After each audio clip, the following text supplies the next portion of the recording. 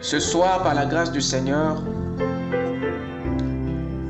nous allons ajouter une pierre de plus à notre conclusion ouverte. Nous sommes toujours sur le mystère de sa volonté. Nous parlons sur l'esprit du royaume. L'esprit du royaume.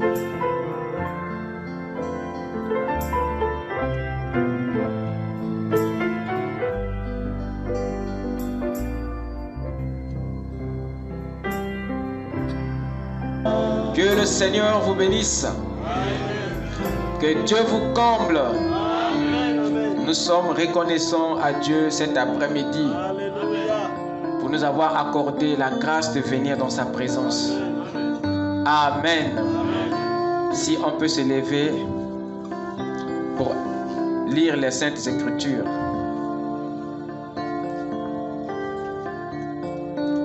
Nous allons ouvrir nos Bibles dans le livre d'Ézéchiel, chapitre 36,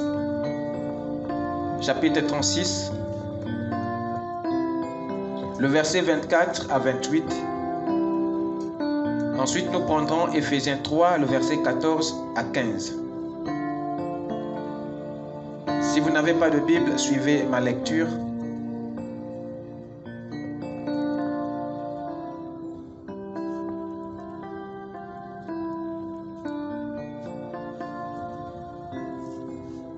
Ézéchiel 36.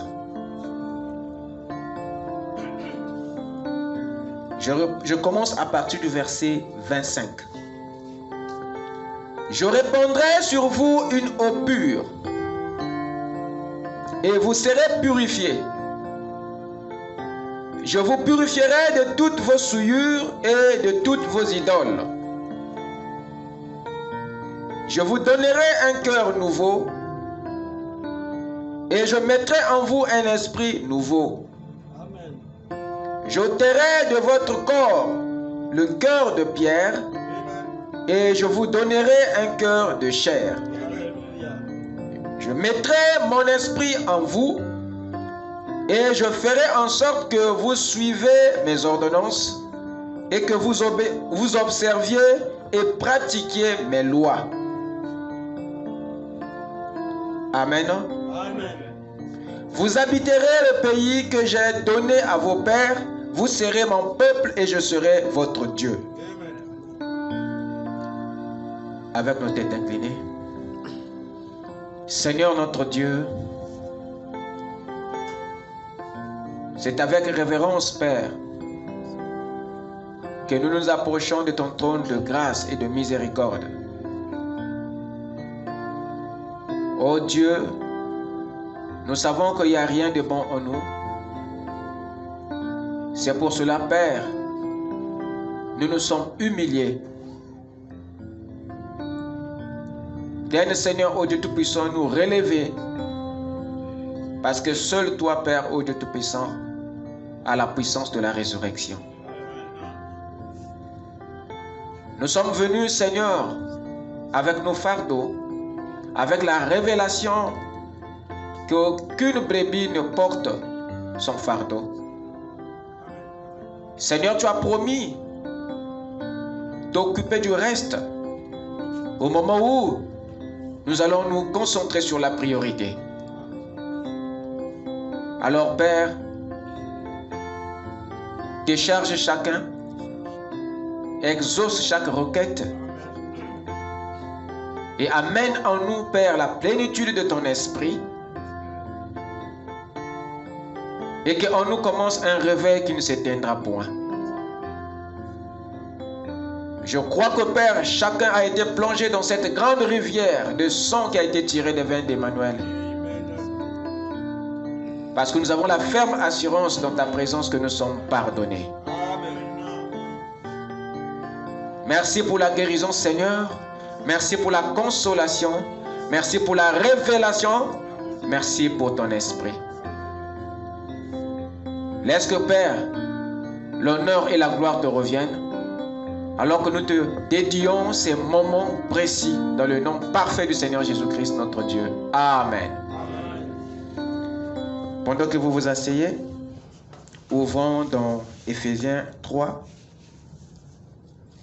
le verset 14 à 15. À cause de cela, je fléchis les genoux devant le Père, duquel tire son nom toute famille dans les cieux et sur la terre. Que le Seigneur ajoute ses bénédictions à la lecture de sa parole. Amen. Amen. Amen. Ce soir, par la grâce du Seigneur, nous allons ajouter une pierre de plus à notre conclusion ouverte. Nous sommes toujours sur le mystère de sa volonté. Nous parlons sur l'esprit du royaume. L'esprit du royaume. Nous venons de lire ici l'apôtre Paul nous parlait de ce qu'il croit être une révélation venue de Dieu. Dans ce qu'il nous rapporte ici, il y a 4 choses que nous pouvons retenir ou souligner dans notre esprit. Il dit ceci: je fléchis mes genoux. Je fléchis mes genoux devant qui? Devant le Père, duquel tire son nom. Quoi? Toute famille dans les cieux et sur la terre.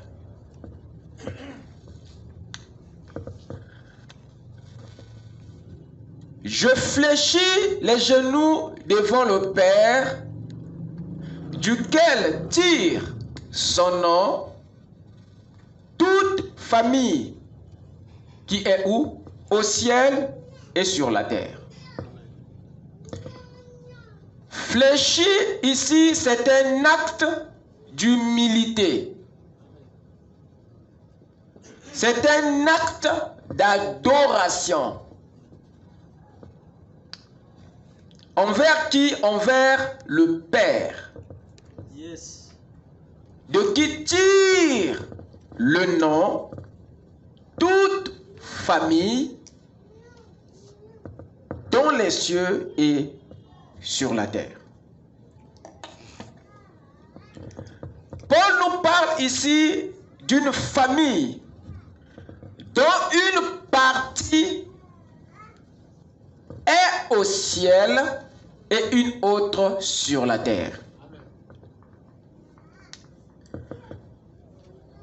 Nous avons là une seule et même famille, mais dont une partie évolue au ciel et une autre évolue sur la terre. Et nous avons vu avec vous dans les leçons antérieures que cette partie de la famille qui évolue au ciel, c'est les anges. Et cette autre partie de la famille qui évolue sur la terre, c'est les hommes. Et tous les deux entités de la famille tirent leur nom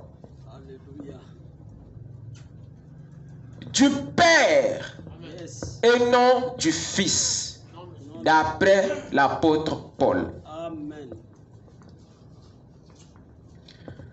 Or, le Père en hébreu, nous avons vu que c'est Abba,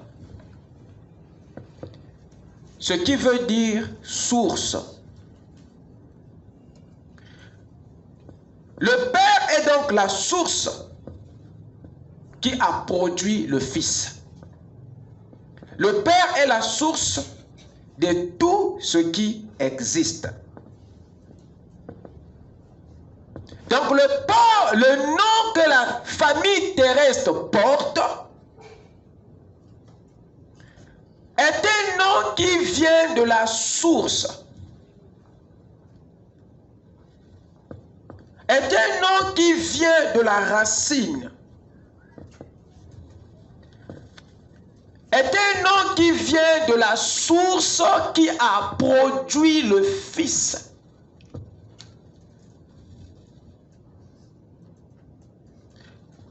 Que ce soit ceux qui sont au ciel et sur la terre, tous ont un nom qui a les mêmes origines.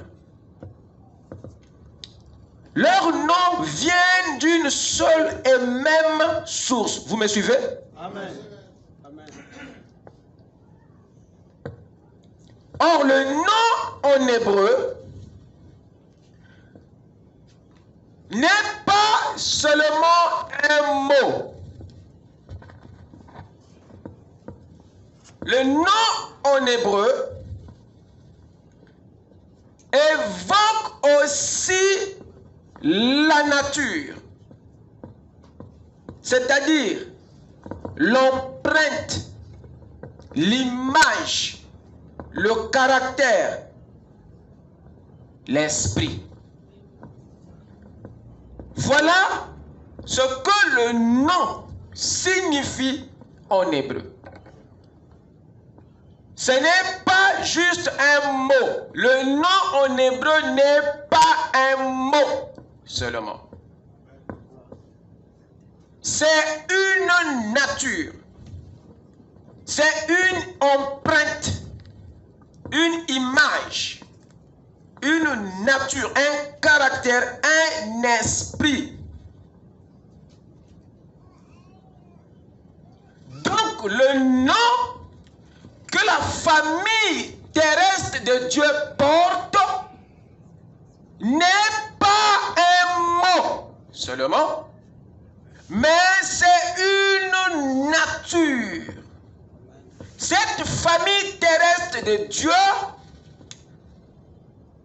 ne porte pas un mot, mais porte une nature, un caractère, un esprit, une image, un reflet. Ils ont une empreinte de qui?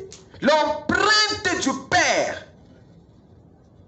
Donc, les informations qui sont en eux sont des informations de la source. Alléluia. Si vous rentrez dans l'arbre,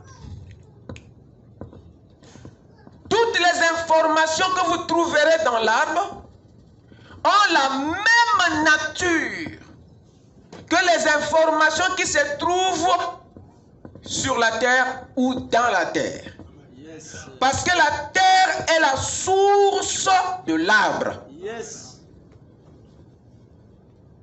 Alors, si vous voulez savoir la nature de l'arbre, le véritable nom de l'arbre, c'est la terre.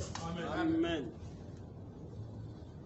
Parce que l'arbre n'est que le produit d'une source qu'on appelle la terre. Donc la terre est pour l'arbre Abba, Amen. sa source. Dans chaque poisson, il y a l'eau. Wow. Parce que c'est de là où il vient. Amen. Dites Amen. Amen. Et remarquez, dans chaque membre de cette famille terrestre de Dieu, il y a le Père. Amen. Parce qu'ils viennent de cette source. Alléluia. Raison pour laquelle, à la fin d'une existence, la création retourne à sa source, la forme du début. Lorsqu'il a dit, tu as été tiré d'où? De la poussière, tu retourneras C'était un message qui n'était pas prêché à l'âme. Parce que le corps ne fait pas partie de cette famille divine. Mais rien n'a été dit au sujet de celui qui était en Adam. Oh, je parle à moi-même. Pourquoi rien n'a été dit à son sujet? Pourquoi il y a eu un silence? Pourquoi il y a eu un septième son au sujet de celui qui habitait le corps? Pourquoi? Parce que ce n'était pas un terrien. C'était un céleste. Alors si vous voulez connaître le nom que portait l'esprit qui habitait le corps appelé Adam, vous me donnerez des bonnes nouvelles. Yes. Yes. Donc cette famille terrestre de Dieu ne porte pas un nom verbal, mais il porte un nom nature. Amen. Alors nous arrivons à une conclusion au sujet du vrai sens du nom. Donc le vrai sens du nom n'est pas le mot, mais c'est la nature. Amen. Quelqu'un me suit? Amen. Mais nous avons été tous infiltrés au milieu de la famille. Cette famille terrestre de Dieu a été infiltrée. À tel point que nous avons des gens qui ont porté le nom verbal du Père au milieu de cette famille terrestre de Dieu. Ça c'est vrai. Et il se passe pour l'un d'entre nous.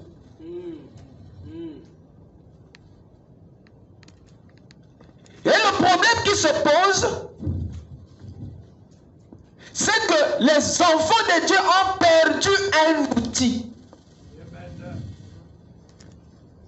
Celui d'identifier, celui de discerner. Ils avaient oublié que le discernement de l'esprit, donc du nom, était un ordre divin. Amen. Et Dieu avait donné cet ordre, c'est pour protéger cette famille terrestre contre les infiltrations. Amen. Amen. Le seul moyen de savoir avec qui tu marches, avec qui tu vis, c'est d'exercer tout le temps, toujours, ces discernements. Afin que la famille de Dieu soit protégée. Amen. Mais nous avons laissé tomber cette arme. Parce qu'on nous a rassurés par un évangile social. Que ce n'est plus important. N'allez pas vérifier. De peur que ça crée du scandale. Comment? Il y a quelque chose qui ne va pas. Et vous savez que chaque fois que vous déposez l'arme en période de guerre, une balle perdue va avoir. Voilà pourquoi la prudence du serpent est à l'ordre du jour. Amen. Quelqu'un peut dire Amen? Amen. Donc c'est ça, mon frère. Si ce discernement n'est pas exercé, on est tous foutus. Dès que l'intrus porte le même uniforme que nous, on est dans la confusion. Amen. Mais il y a quelque chose qui peut nous aider à le déceler, même s'il a le même uniforme. Ça c'est vrai. Ça c'est vrai. Dites Amen. Amen. Il ne va jamais s'harmoniser au code du royaume. Alléluia. Et vous devez être très éclairé sur les instructions du royaume. Amen. Parce que les enfants du royaume ont tous une même nature. Vous avez la même empreinte. Amen. Vous n'allez jamais vous contredire sur les principes du royaume. Comment tu vas combattre ta propre constitution? Amen. Remarquez une chose. Ouvrez avec moi dans Matthieu 16. Rapidement.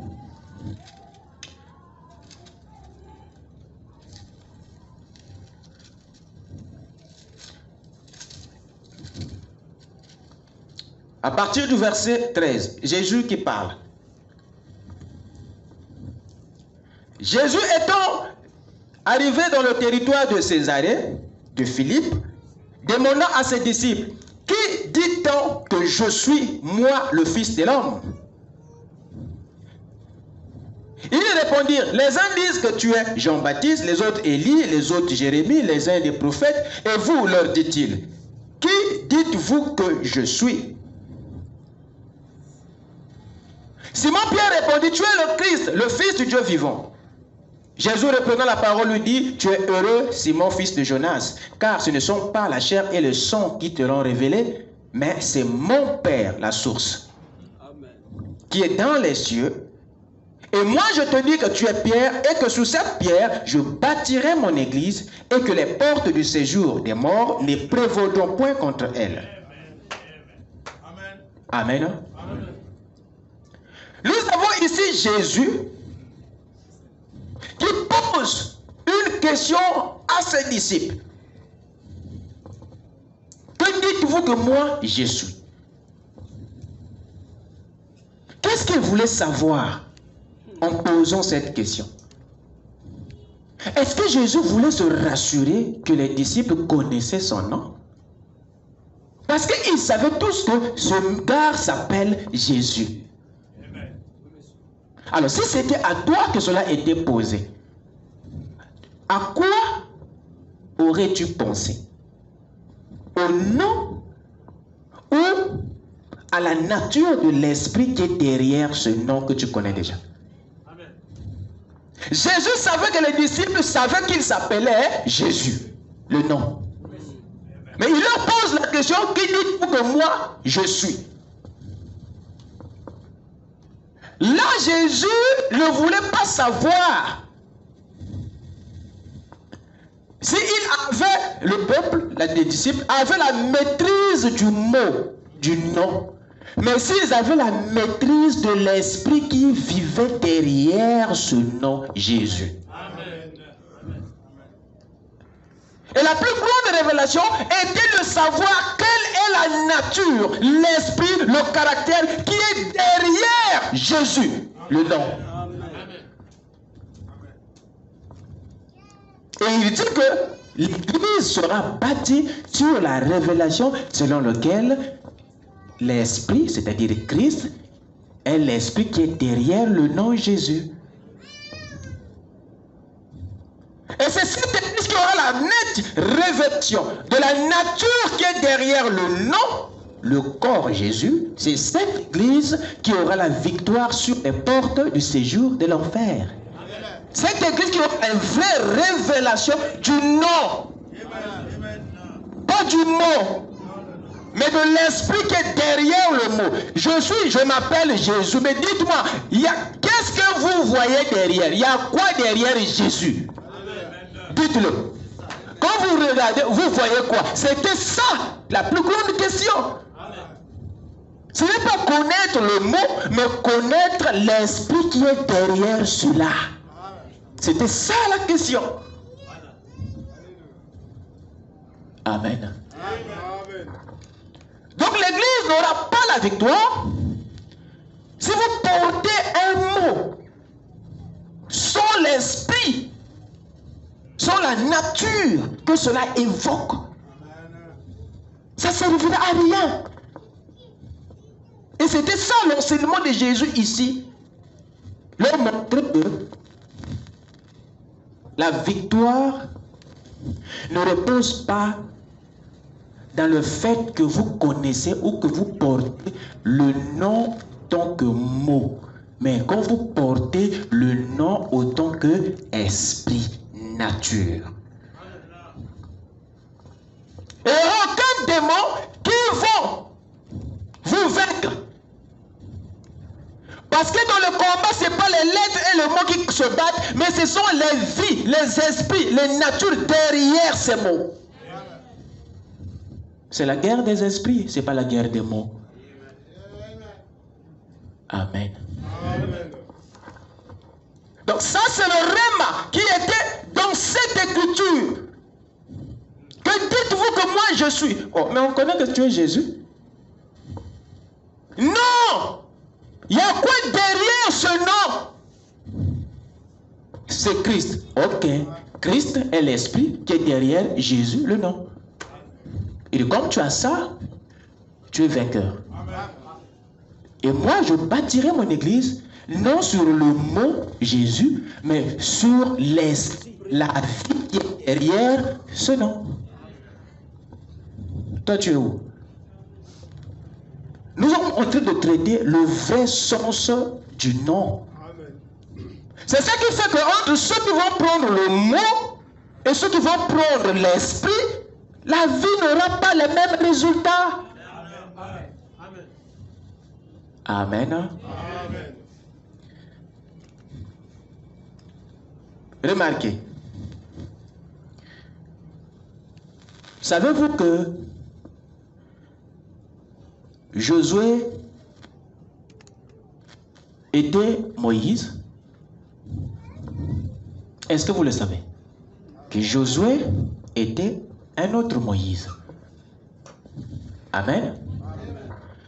Mais Josué n'était pas un Moïse qui s'appelait Moïse.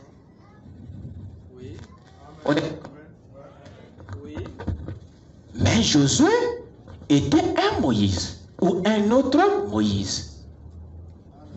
Mais quel type de Moïse était-il? Il était un Moïse qui ne portait pas le nom Moïse. Mais il était un Moïse qui portait l'esprit de Moïse. Amen. Et c'est par rapport à l'esprit qui était sur Moïse, qui était en Josué. C'est par rapport à cet esprit que Josué était Moïse. Mais Josué n'était pas un Moïse de nom ou de mots. Josué était un Moïse d'esprit. Donc c'est lui qui dit que Josué, tu es Moïse, n'a pas péché, il est dans la volonté parfaite.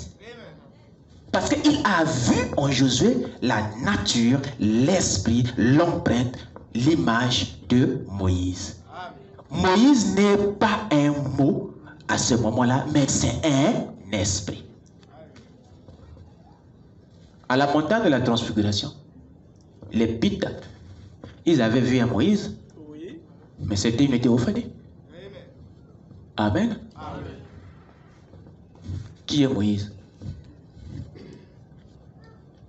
Amen. Amen. C'est le même principe quand vous prenez Élie et Élisée. Élisée était Élie. Mais un Élie qui ne s'appelait pas Élie. Il avait son nom, mais il avait l'esprit d'Élie.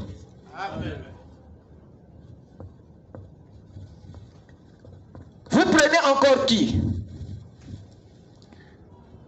Jésus avec Pierre, la même chose. Pierre était un Jésus. Pierre était un autre Jésus. Mais Pierre était un Jésus qui ne s'appelait pas Jésus. Pierre était un Jésus qui s'appelait Pierre, mais il était Jésus parce qu'il avait l'esprit de Jésus en lui après la Pentecôte. Je descends maintenant à ton niveau. Yes. Toi, tu es un Jésus. Tu es une Jésus. Mais qui ne s'appelle pas Jésus. Mais qui a le même esprit qui était en Jésus. Par rapport à cet esprit, tu es aussi un Jésus. Amen. Voilà ton nom. C'est clair? Donc celui qui t'appelle par Jésus ne pêche pas. Ce serait plutôt une erreur n'est pas le dire quand tu le vois. Parce que le vrai sens du nom, c'est pas le mot, c'est la nature, c'est l'esprit, c'est le caractère, c'est l'empreinte, c'est l'image. Dites amen. Grandissons.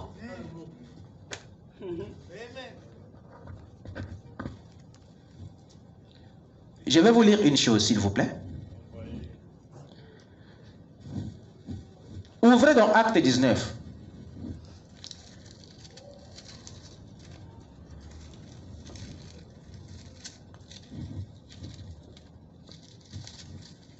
Il est dit ceci. Je traîne sur la révélation du nom. Pourquoi? Parce que c'est l'un des éléments à l'origine de notre confusion.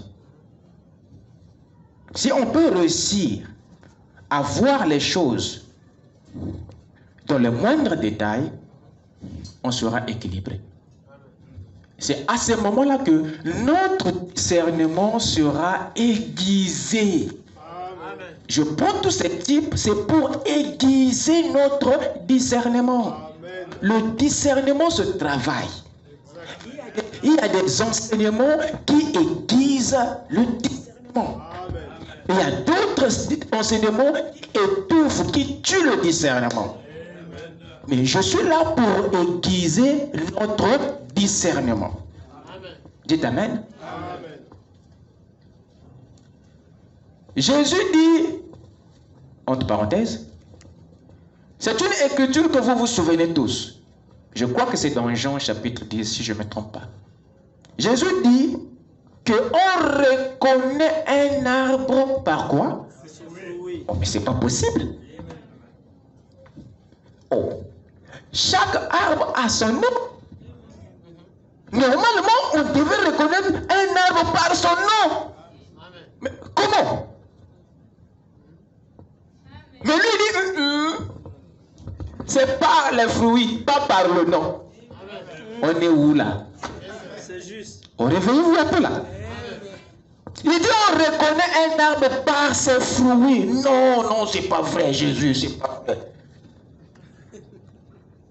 On reconnaît un arbre par son nom, le manguier, le bananier, le figuier. Mais comment? Il dit non, c'est pas les fruits. Oh, les fruits, c'est la nature, c'est la fruit qui révèle la nature de l'arbre. Amen. Vous voyez la science et la philosophie de Jésus? Amen. Donc pour Jésus, les fruits, c'est eux qui vous révèlent le nom de l'arbre. Amen. Amen. Parce que un arbre peut ressembler au manguier, hein, mais les fruits te sauveraient de la confusion. Dites amen. Donc les fruits te renseignent au sujet de la véritable nature. C'est les fruits qui te donnent, qui t'indiquent le vrai nom de l'arbre. Voilà pourquoi Jésus avait dit ça. D'autres à Combo. Bisous de Dieu mon limon. Amen. Amen. Acte 19. J'enseigne mon peuple. Nous sommes à Ténès. Amen. Amen. Acte 19 à partir du verset 11. Écoutez.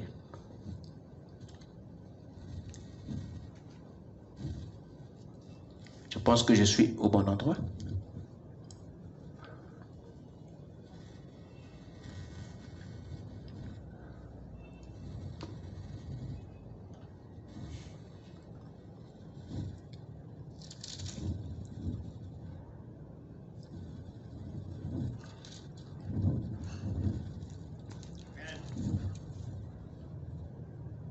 Ok.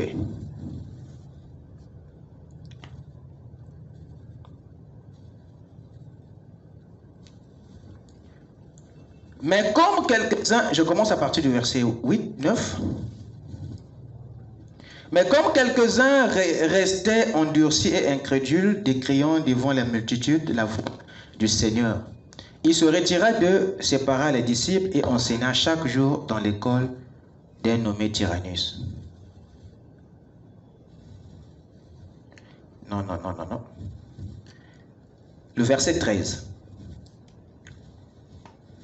Quelques exorcistes juifs, oui, c'est ici, en Milan, essayèrent d'invoquer sur ceux qui avaient des esprits malins le nom du Seigneur Jésus en disant: je vous conjure par Jésus que Paul prêche.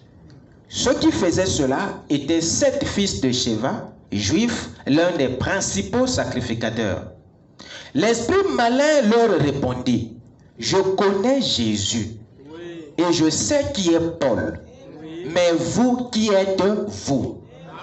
Et l'homme dans lequel était l'esprit malin s'élança sur eux, se rendit maître de tous deux, et les maltraita de telle sorte qu'ils s'enfuirent de cette maison nus et blessés. Cela fut connu de tous les Juifs, de tous les Grecs qui demeuraient à Éphèse, et la crainte s'empara de tous. Et le nom du Seigneur Jésus était glorifié. Nous avons ici une scène. Nous avons les 7 fils d'un sacrificateur qui sont partis chasser un démon. Avec quoi? Avec le nom de Jésus que Paul prêche. Wow. Vous écoutez ça? Amen. Ils sont partis avec le nom autant que mot. Mais le diable leur a posé la question. Moi, je connais Jésus. Je connais aussi Paul. Mais vous, qui êtes-vous? Ce que le diable voulait savoir. Amen. Amen. Que Dieu te bénisse. Ce qu'il voulait savoir, c'est ce qu'eux, ils ne connaissaient pas. Alléluia. Ils pensaient que le nom, c'est simplement un groupe de lettres, un mot que tu présentes ou que tu portes. Non. Le diable voulait voir la nature qui accompagne ce nom. Donc quand il dit que moi je connais Paul, il sait de quoi il parle. Donc il a vu un groupe de croyants qui s'appellent chrétiens, mais qui n'ont pas Christ. Le diable a dit: oh, mon bébé, non. Et c'est ce qui arrive aujourd'hui aux chrétiens. Ils sont contents de porter le nom de chrétien. Ils sont contents de s'appeler fils de Dieu. Mais ils n'ont pas Dieu.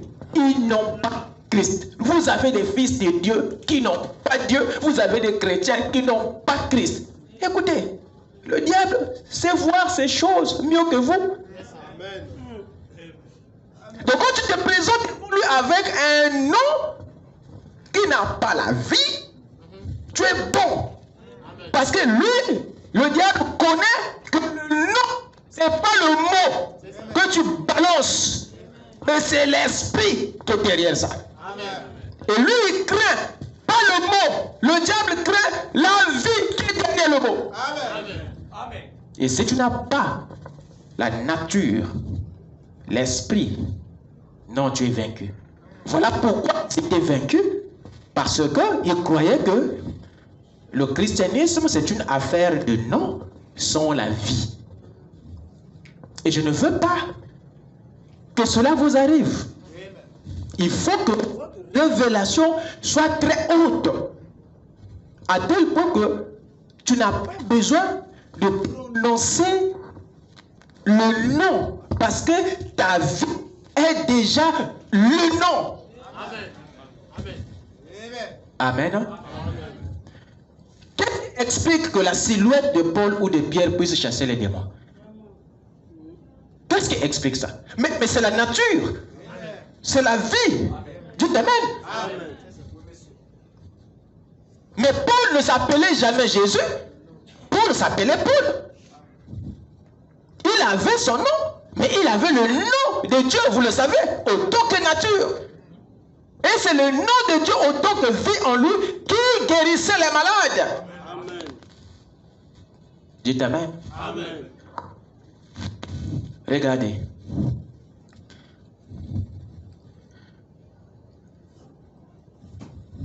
Pourquoi Jésus appelait les apôtres participles? Alors qu'ils pouvaient tous les appeler de son nom. Amen. Si son nom, autant que mot, c'est ce qui devait donner la grandeur aux apôtres, Jésus serait le premier à les appeler tous par Jésus. Mais remarquez, Jésus appelle les apôtres par disciples. Et le mot disciple, ça n'y attire même pas votre attention.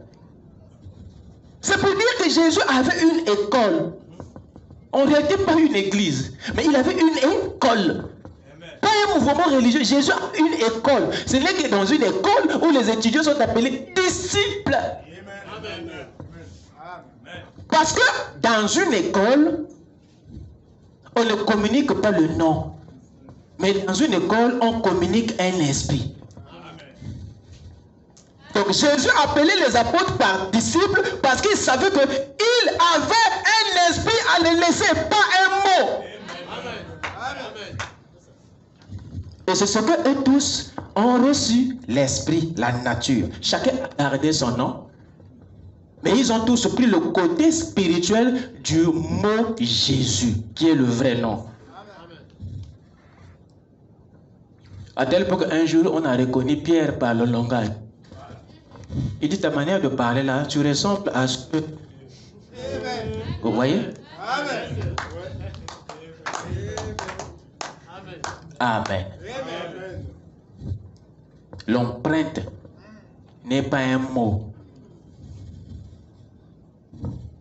Amen. C'est très capital. Raison pour laquelle nous aujourd'hui, pour protéger la famille de Dieu, nous devons à tout prix faire usage du discernement. Pour voir, observer l'esprit et non le mot, le nom. Ne soyez pas consolés quand quelqu'un te dit que je suis frère. Ne sois pas consolé quand quelqu'un te dit que je suis soeur. Ne sois pas consolé quand quelqu'un te dit que je suis chrétien. Ne baisse pas ta garde. Ne baisse pas jusqu'à ce que tu aies exercé le discernement. Et le discernement t'est réellement dit que son esprit est l'esprit du royaume. Amen. C'est ce que Frère Branham nous a révélé dans le discernement, paragraphe 11, que nous devons discerner l'esprit et non la dénomination, la communauté dans laquelle la personne se trouve. Nous devons discerner l'esprit. Parce que quelqu'un peut être dans une mauvaise communauté, mais il a un bon esprit. Vous n'allez pas couper la communion avec lui parce qu'il est kimbanguiste. Dites Amen. Amen. Donc vous comprenez que le prophète amène l'église dans une dimension où il n'y a pas vos histoires. Oui, chacun peut vivre en paix et en harmonie avec les autres. Quand le discernement te dit que l'esprit qui est là-dedans, c'est l'esprit de la parole, c'est l'esprit de Dieu, le reste n'a plus d'importance. C'est ça qui nous a aidés de vivre avec nos parents qui sont encore des païens. Mais vous mangez ensemble, vous vivez bien, il n'y a pas de problème. Vous les supportez, non? Mais pourquoi tu ne supportes pas celui qui est athéniste?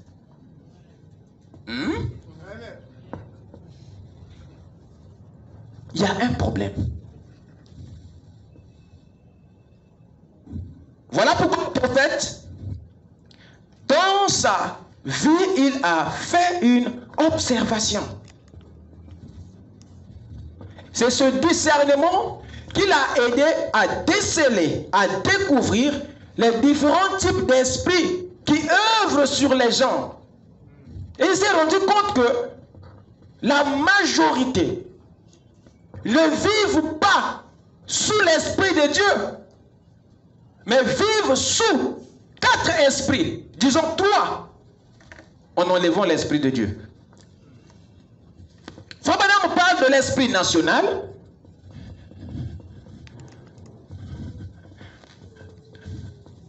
Il parle de l'esprit dénominationnel. Il parle de l'esprit de l'Église.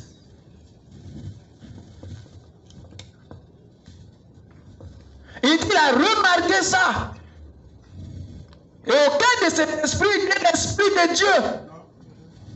Et plein de gens sont dans vos milieux, avec vous, avec ces esprits. Et vous les prenez pour les fils du royaume. Et après l'action, trop tard. Or, nous devons maintenant être capables de connaître les caractéristiques de ces esprits pour que quand ils se présentent, que nous soyons en mesure de les voir. Nous avons pour mission de servir Dieu. Mais avec quel esprit? Beaucoup servent Dieu avec l'esprit national. Beaucoup servent Dieu avec l'esprit dénominationnel. D'autres le servent avec l'esprit de l'Église.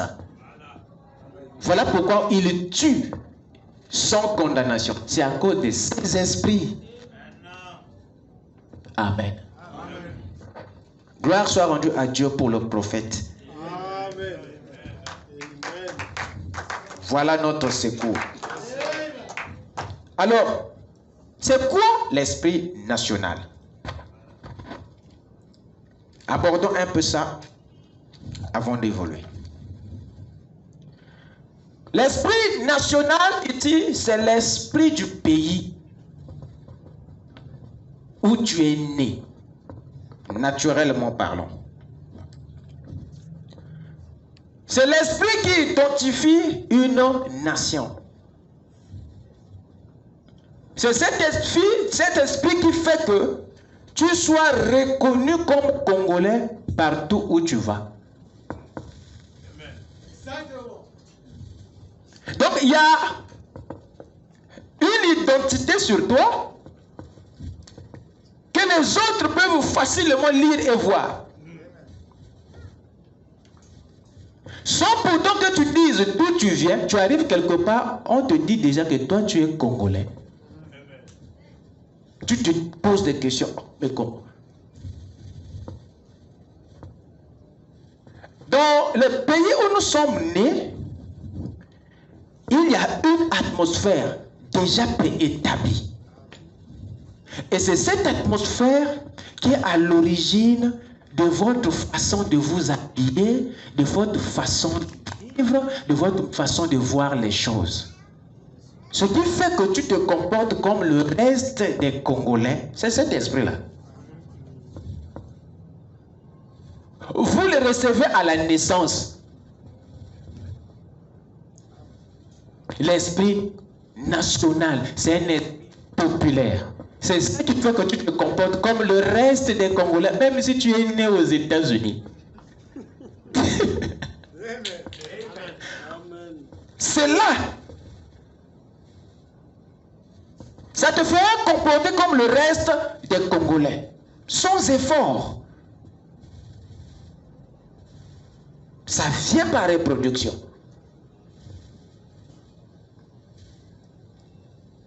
Amen. Et c'est un esprit terrible.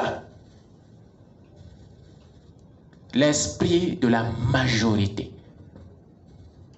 L'esprit populaire.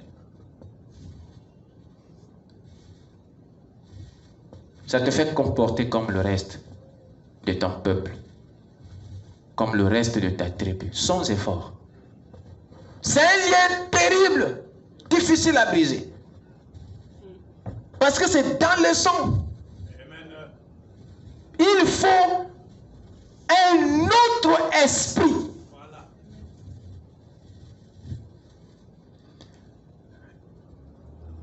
Élisée était arrivé à Jéricho un jour.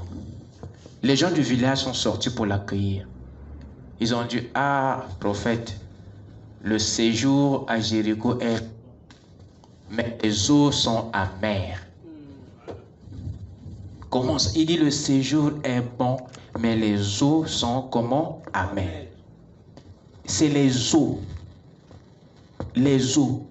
Toutes les eaux qui étaient amères. Ou dans le... Il n'y avait pas une autre source qui était douce. Il dit les eaux de Jéricho étaient tous amères. Voilà pourquoi quand vous arrivez dans un pays, tout le monde se comporte de la même manière. Frère Madame dit que l'esprit national de l'Amérique, il dit c'est l'esprit de la rigolade. Tu n'empêcheras pas les familles américaines d'être rigolos. Donc c'est comme un courant commun, un mouvement collectif, un esprit collectif. C'est difficile, c'est imprimé. Il y a certains qui disent que, oh, mais l'esprit des Congolais, vous savez c'est quoi? Ils disent c'est la sapologie. Quand un Congolais arrive quelque part, quand on regarde seulement comme ça, ils disent non, ça c'est un Congolais. Et ils savent, hein, de Brazza, ils sont précis. Mais toi, pourtant, c'est sans effort. Mais on t'identifie. Il y a un esprit national qui donne déjà des informations d'où tu viens. Amen. Amen. Il dit, ce jour est bon, mais il dit, les eaux sont amères. Comme ça. Alors, Élisée dit, ok, apportez-moi un plat neuf avec du sel. Et le plat est venu. Josué a pris, il a jeté dans les eaux. Et les eaux, la Bible dit, les eaux furent assainies. Mais remarquez, la chose qui pouvait changer cette amertume, ôter cette amertume des eaux, était avec eux. Tout le temps. Josué est venu avec rien. C'est pas lui qui a amené l'assiette, c'est pas lui qui a amené le sel. Tous les deux étaient avec eux, toutes ces années. Dites Amen. Amen. Mais ils vivaient avec l'amertume.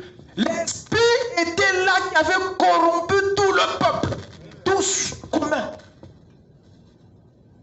Mais la solution était... Mais ce qui manquait, c'était l'homme approprié pour manipuler le sel et l'assiette. C'est comme ça que Josué a brisé la plus haute malédiction du pays. Dites Amen. Donc cet esprit national ne va pas nous aider à servir Dieu. Ça va vous empêcher. Amen. Même si le séjour au pays est... dit, mais il y a un esprit qui vous rend amer. Même si vous avez des buildings, des gratte-ciels, des histoires et tout ça, il dit il y a un esprit qui va empêcher la croissance spirituelle. Amen. Je vais lire une citation. Dans les 5 identifications, paragraphe 22 à 24, voilà ce que le prophète dit. Je ne vais pas trop vous prendre du temps.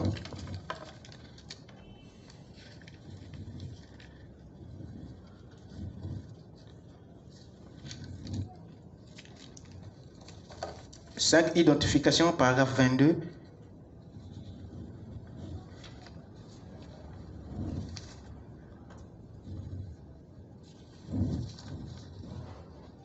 À 24. Il dit ceci. Mais en parcourant le monde, je constate que chaque nation a son esprit qui lui est propre. Vous écoutez ça? Mais cet esprit qui lui est propre n'est pas l'esprit de Dieu. Ça peut être un bon esprit, un esprit gentil, un esprit généreux. Ça n'a rien à voir avec le Saint-Esprit. Vous écoutez ça? Parce que dans Ézéchiel ici, Dieu a dit que je vais vous purifier avec les eaux. je vous donnerai un cœur nouveau, un esprit nouveau. Mais plus loin, il dit encore, je vous donnerai encore mon esprit. Pour dire que l'esprit nouveau ne suffit pas. Mais tu peux être à ce niveau-là. Et tu crois que l'esprit nouveau que tu as, c'est l'esprit de Dieu. Mais s'il ajoute son esprit, c'est parce qu'il sait que tu ne peux pas mieux le servir avec l'esprit nouveau, avec un esprit nouveau, avec des eaux pures. Il le sait. C'est ce qui se passe avec ces esprits. Tout ce qui est bon n'est pas forcément juste. Ce qui est juste n'est pas forcément parfait. Et c'est dans ces affaires que nous nous coinçons. Vous voyez, le péché est bon, hein? Mais ce n'est pas juste. Vous savez? Voilà. Ces esprits ont le même goût du péché. Ils sont bons, généreux, mais avec ça, tu vas en enfer. Alors, s'il n'y a pas un Jésus qui va nous faire sortir de là, pour saisir le grand esprit, l'esprit du royaume, afin que le sacerdoce soit assaini. Le prophète dit que, en parcourant le monde, je constate que chaque nation a son esprit qui lui est propre, y compris le Congo. Quand on va en Allemagne, on y trouve un esprit allemand. On va en Angleterre, on y trouve un esprit anglais. On va en Suède, on y trouve un esprit suédois. On va en France, on y trouve un esprit français. On vient en Amérique, on y trouve un esprit américain. Conclusion. Autant que Congolais ici, il y a un esprit congolais. Bon, là maintenant tu es devant Dieu. Dieu a besoin de toi. Il veut que tu le sers. Avec quel esprit? Mais ce que nous venons avec notre esprit congolais et on veut tout faire avec cet esprit national. Voilà ce qui pose problème. Comme il n'y a personne qui nous dit que cet esprit n'est pas l'esprit, Dieu, tu ne peux pas l'abandonner. C'est comme ça que Rome a reçu le christianisme à la manière païenne. Ils ont reçu le christianisme, mais avec l'esprit romain. Ils ont conservé l'esprit romain. Et ça a bousillé la parole. C'est ce qui se passe aujourd'hui. Que le Seigneur vous bénisse.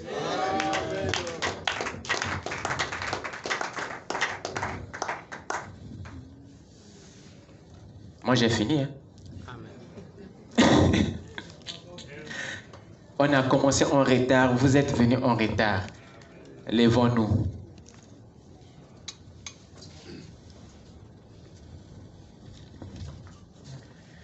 Amen, amen. C'est pour cela que nous sommes en train de vouloir vraiment commencer les choses à effectivement aborder les choses osseuses.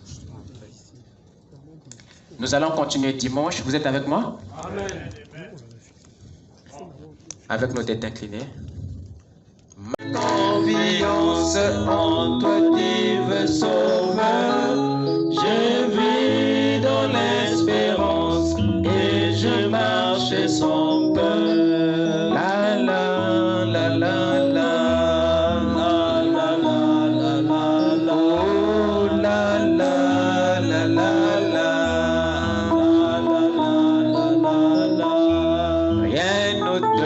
Souilleux, rien ne guérirait sinon les maîtresses et le sang du Sauveur. Oui, Jésus se nous lave de toute iniquité et procurera l'esclave le raisin liberté. Oh, que toute la terre ses péchés, sa misère, il fait grâce au Père. Son amour, son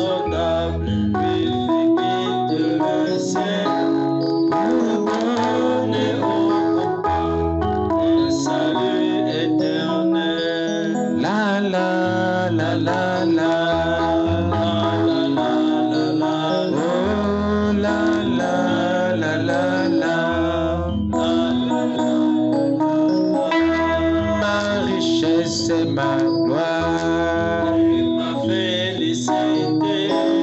Oh Jésus, c'est de quoi que tu m'as racheté.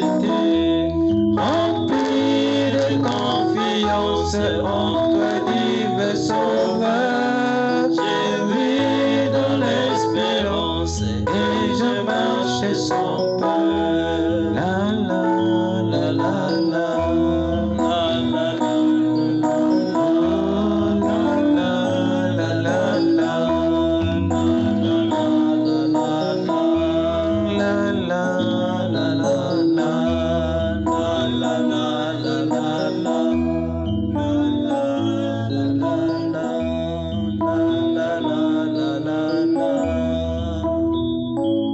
Que chacun puisse murmurer un mot de prière. Dieu Tout-Puissant, merci. Merci encore une fois, Dieu Tout-Puissant, pour ta parole. Merci. Oh Dieu Tout-Puissant, encore une fois, Seigneur. Oh Dieu Tout-Puissant.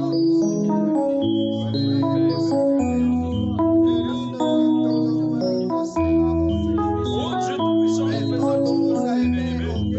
Que Seigneur, avec un tel esprit, bien-aimé, Dieu,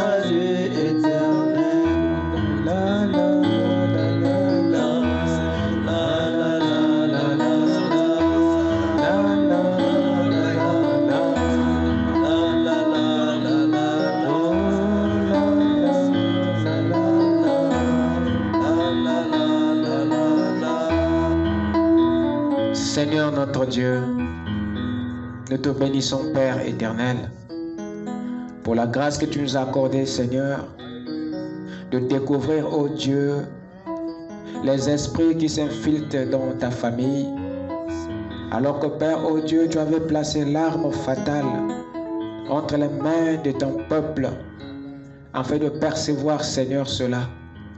Tu as attendu, Père, ô Dieu, l'ouverture des sceaux pour faire descendre cette épée. L'épée, Seigneur, à triple facette, pour pouvoir, Seigneur, mettre fin et purifier ton peuple, Seigneur, de tous les mauvais esprits. Merci à toi, ô Dieu, de nous avoir équipés, Seigneur, d'avoir, ô Dieu, décelé, ô Dieu Tout-Puissant, cet esprit national qui est un esprit populaire, l'esprit, ô Dieu, qui nous garde dans le commun des mortels, l'esprit de la collectivité, l'esprit de la majorité, mais qui n'est toujours pas l'esprit de Dieu. Car nous avons vu Michée un jour être confronté à cet esprit national. Tout le peuple, tous les 400 étaient seigneurs d'un commun accord. Ils tenaient eux tous un même vêtement. Ils étaient tous habillés de la même manière. Ils parlaient tous de la même manière, Seigneur. Et ils avaient tous la même révélation. Mais cela n'était pas l'esprit de Dieu. Et Michée avait compris cela. Et il s'est opposé à cet esprit national qui était l'esprit populaire. Et il s'est rangé du côté de Christ qui était l'esprit du royaume. Seigneur, nous voulons aujourd'hui percer aussi cela, Seigneur, être en mesure de le voir afin de se ranger du côté de Christ.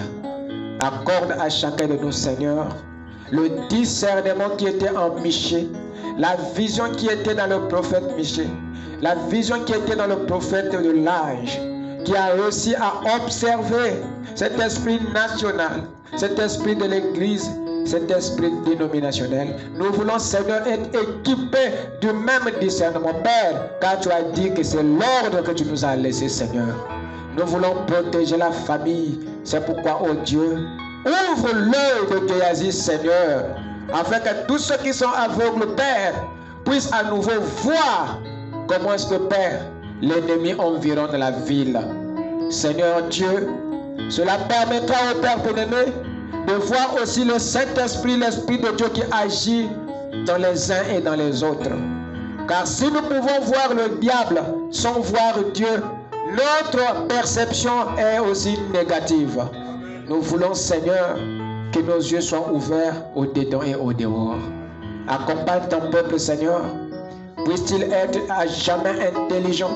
Puisse-t-il être imbibé de ce discernement, Père. Car tu as dit dans ta parole que tes brebis connaissent ta voix. Seigneur, nous comptons sur le Saint-Esprit, qui est l'Esprit du royaume de Dieu, qui va nous conduire, Seigneur, dans ce discernement, dans cette sagesse. Accorde-le, Père. Bénis notre retour dans nos maisons respectives. Accorde-nous un lendemain meilleur, Seigneur. Visite les foyers, visite les maisons. Envoie, Seigneur, aux besoins. Et place ton peuple au-dessus du péché et du monde. Laisse que la plus grande révélation soit accordée à chacun de nos pères. Celle de connaître que le nom de Dieu n'est pas un mot seulement, mais c'est une vie, c'est un esprit, c'est une nature. Et nous avons opté pour cet esprit qui est derrière le mot. Car nous ne voulons pas, Seigneur, être séduits à être des simples chrétiens de nom, sans pourtant avoir Christ derrière. Nous optons, Seigneur, pour l'esprit. Et laisse que, Père, même si nous n'avons pas ce nom, mais par notre vie, par notre esprit, par notre nature, par notre caractère, par nos habitudes, Seigneur, que les gens voient Dieu en nous.